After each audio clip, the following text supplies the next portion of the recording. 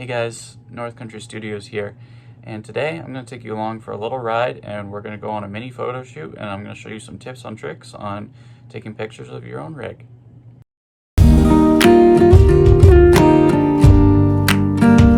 So before I get into explaining everything, I think it's important to mention that you don't need a fancy camera or anything to do this. You can go out and start doing this with just your iPhone or your phone in your pocket, and you can get some pretty cool shots, especially if you do have an iPhone. Put it in that thing into portrait mode, and you can get some pretty nice shots out of it. So that's just something to keep in mind before I go and start explaining this. All right, let's hop out.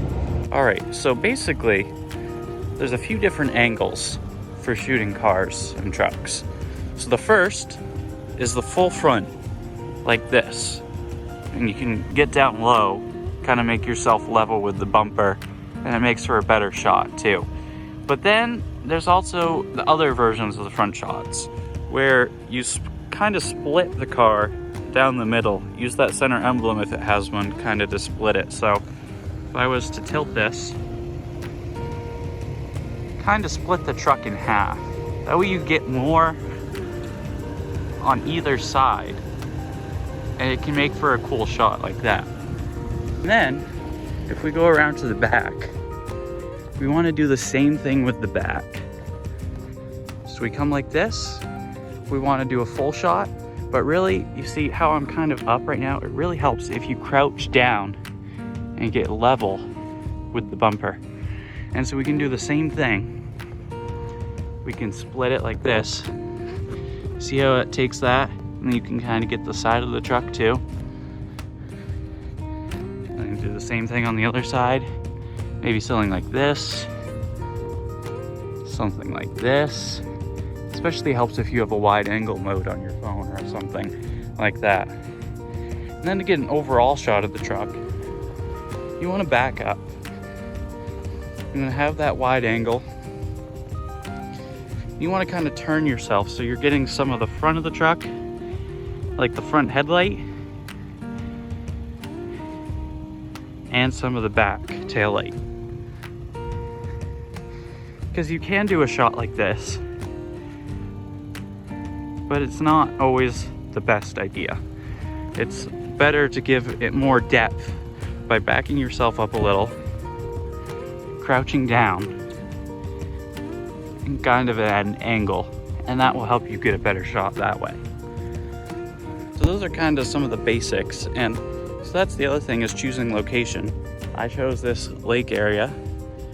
It's frozen right now, obviously, but I knew that there wasn't going to be any people around right now, because you don't want to be in people's way, and if you're starting out, you might not want other people around anyway. So just choosing a nice location. Doesn't have to be anything spectacular, just something that's going to give you a nice backdrop. We got these trees that are snow covered, it just snowed, so it's another thing to keep in mind is location. And you can just do it in your driveway too, if you're just starting out and you're just trying to practice, just by all means do it in your driveway. Just thought I'd mention that thing. Always be on the lookout. I found this tree right here. I thought that'd make a cool shot right there, so I stopped and I took a picture. I noticed my light bar was overpowering the shot too much, so I shut it off. So those kinds of attention to detail that are going to get you better photos. And so just be observant, mess around with settings on your camera. I'm not going to get into aperture, shutter speed, and all that on this video. Go watch a Peter McKinnon video or another video on YouTube. I'm not going to get into that, but yeah, just mess around.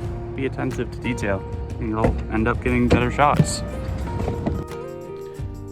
So now that we're back here at the computer and we can kind of take a closer look at these photos, let's kind of go over what we did out there. So you see this one, this first one, this was shot on the iPhone, and you see I got kind of low and I put it in portrait mode, so it was getting that nice blurred background and focus on the subject.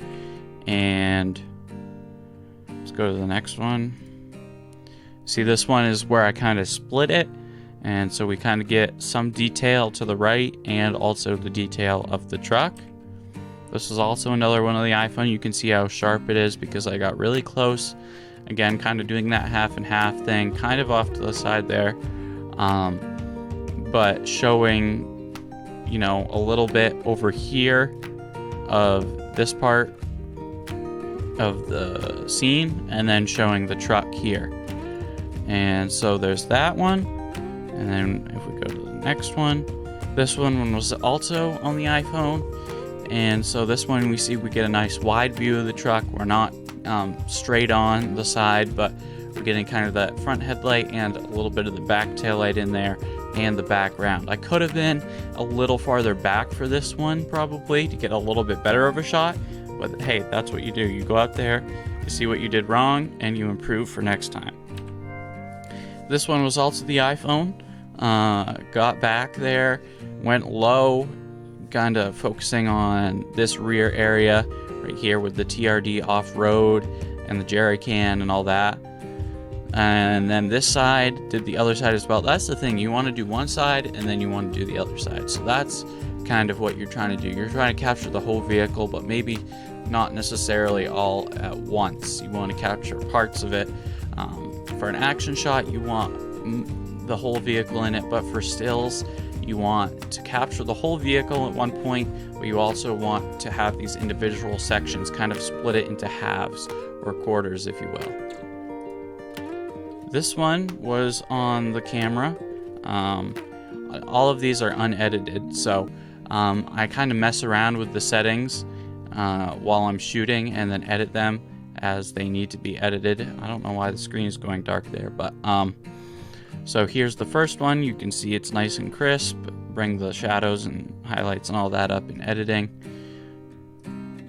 See how I kind of split, and if I'm using a camera, I like to, I don't know why it rotates it, but flip the camera vertically for these kinds of shots. Sometimes I feel like it helps.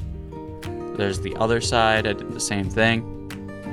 And then I was focusing on the badge on the back there where it says TRD off-road there, and got the mountain in the background on this side and TRD off-road on this side. And most trucks have something back there that, you know, you can use as a focal point and try to get in a shot.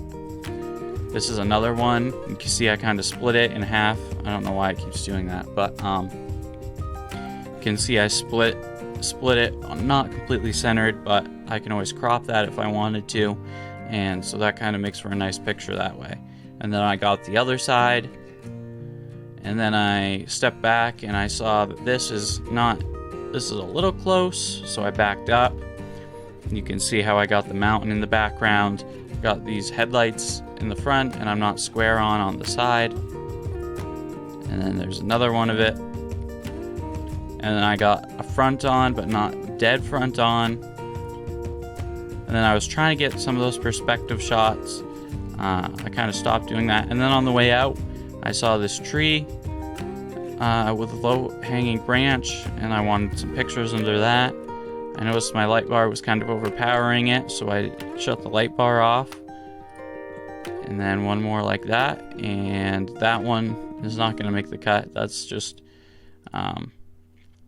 overdoing it. But yeah, so those are just kind of some of the shots that I took, and you can see the difference between the iPhone and the camera. And all of these are going to end, or most of them are going to end up edited, and then you'll be able to really see the difference. But yeah, those are just an overview of the shots that I took, the angles that I got on this mini shoot. And so those are just some things to keep in mind, and you know, I hope you guys find this helpful.